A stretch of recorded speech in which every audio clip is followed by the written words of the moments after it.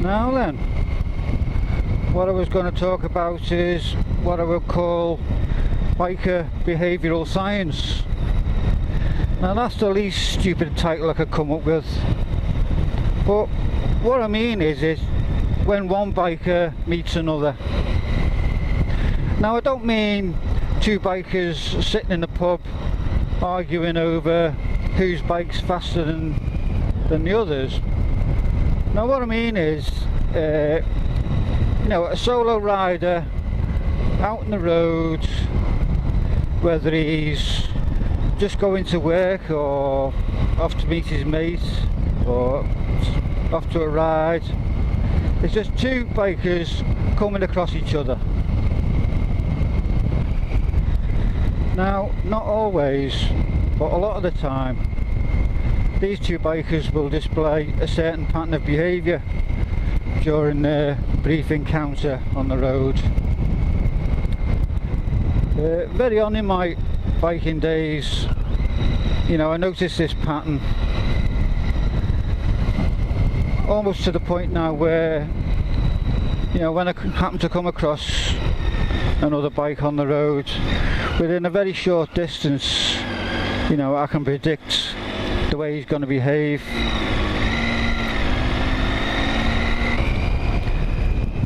I mean, the police do it to some extent. You know, I'm sure we've all had it where we've been riding along, we happen to just glance in the mirror and we go, oh shit, there's a police bike there, you know, just hovering. You know, and he's seen you from a distance and he just swooped down on you. A bit like the Red Baron, you know, with the sun behind him. So he's following you and he's just assessing your riding skill before he decides whether he's going to give you a tug or not.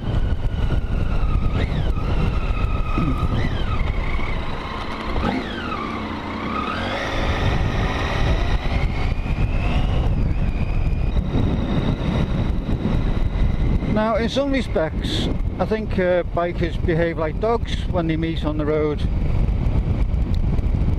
You know, and what the dogs do when they meet? They want to sniff each other's butts. Now, I know a lot of you are all clicking off here, but if you can bear with me.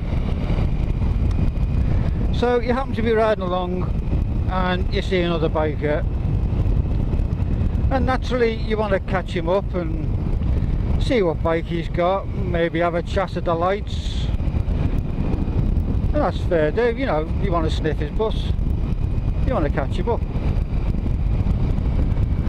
But the other side of it is, you know, you see a biker coming towards you and you can think, oh, I don't want my butt sniffed, I'm getting off.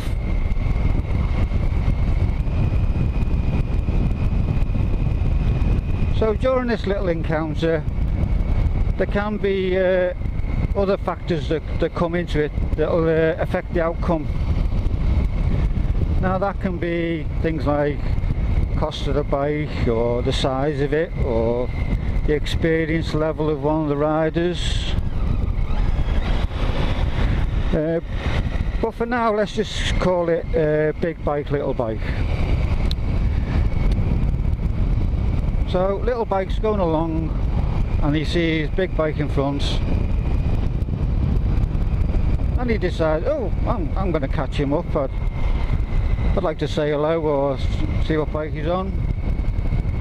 Or he could possibly be thinking, oh, look at that flash gate, oh, he's a rubbish rider or whatever, and he'll go hell for leather, he'll try and do whatever it takes to overtake him. Or little bike could be riding along and he sees big bike behind him and he feels intimidated and he starts to speed up a little bit because, you know, he feels threatened and he doesn't want to be shown up by a big bike. Or this big bike riding along and he sees little bike and he thinks, how dare you get in my way, you know. How dare you take up my road? Get out of the way. And he'll overtake him. Poor big bike will be riding along and see his little bike approaching, and he thinks, how dare you? You're not overtaking me. Know your place. You know, my bike's better than yours, or it costs more. How dare you overtake me? Don't come anywhere near me. Oh, get away. And he'll shoot off. Now, I'm not being judgmental with this biker's behaviour. It's just something I've noticed. If anything, in my early years I was a right menace. I remember back in the 80s when I had bikes like RD 400s and 350 LCs. I'd take great delight in hunting down bigger bikes and you know, carving them up or blowing them off on the bends, riding around thinking I was Kenny Roberts. And of course at the time I thought I was big and clever. The reality of it is I must have come across as a right irritating swat. Right, now to get to the main subject of what I'm on about with this big dog little dog business. It was something that happened the other day when I was travelling back from Nottingham, and I'd been on a camping weekend,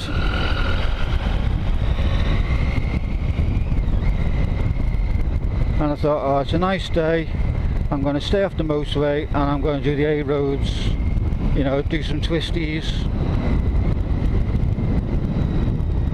So I'm about halfway home, and I think it was on a main dual carriageway.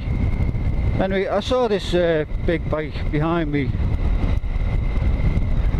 I think it was like a Versus or something. Anyway, he's approaching me, you know, fairly steadily, but you know, not fast. But he gets, the closer he gets, he decides he's going to speed up, and he overtakes me.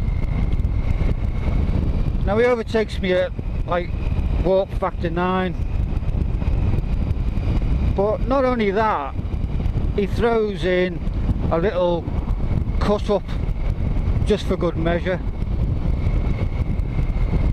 You know, I was doing the speed limit. I was doing, I think it was 60 at the time.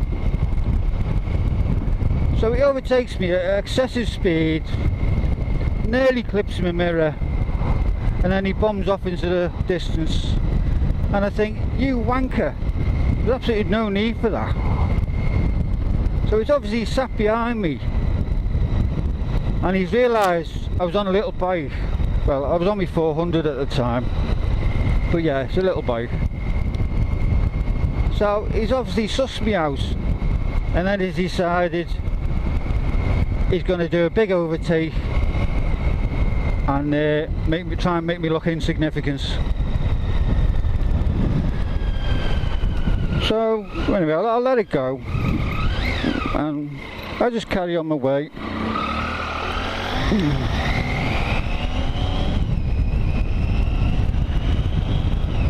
And he disappears off into the distance.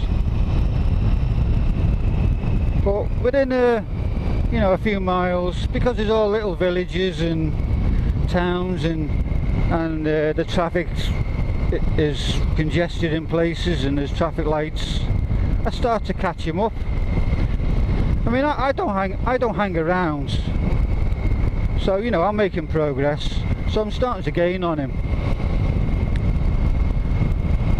So anyway, I get to the point where I'm only like a couple of cars away from him, and this guy's clocked me, and he's suddenly thinking, oh shit, I'm going to look stupid here if this little bike overtakes me now, especially after what I've just done. So again, he bombs off, and I know exactly what he's doing and the way he's behaving, so I just carry on my normal way. Again, he disappears off into the distance, but within a few miles I catch him up again. But this time he's getting more and more agitated, so much so that he's starting to do overtakes. It is actually possible to do an overtake, but it's not safe, if you know what I mean. You know, there's gaps in the traffic, but you're almost clipping wing mirrors. And he's starting to do stupid manoeuvres now. And speaking of which, I've got a little bike on my tail now, and he wants to show off. So I'm going to pull over and I'm going to let him go, only because I'm concentrating on what I'm doing.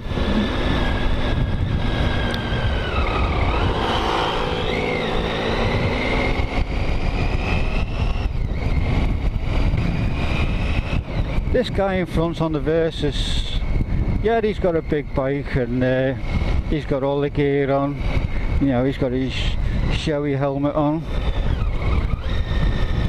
but you could tell by you know, his mannerism and his road position that his not his skill or his competence, but his experience level was a bit, you know, a bit lacking.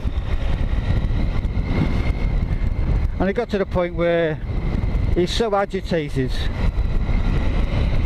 that he's starting to make dangerous overtakes, and I felt like I had to alter my riding just to ensure his safety. It got to the point where I had to back off and just let this guy go, because he was obviously not happy that, you know, I could keep up with him or possibly even overtake him. I'm not criticising the guy. I mean, I've behaved like that myself in the past, but I just felt, you know, he was too preoccupied with me being, you know, a few cars back, and he was making stupid decisions instead of paying attention to what was in front of him, you know, and the traffic around him. He was getting agitated and distracted, you know, and if I didn't do something, then it wouldn't end well. So after all that waffle, that's where I was going with this. This is going to be an absolute bitch to edit, this one. Anyway, ride safe. See ya.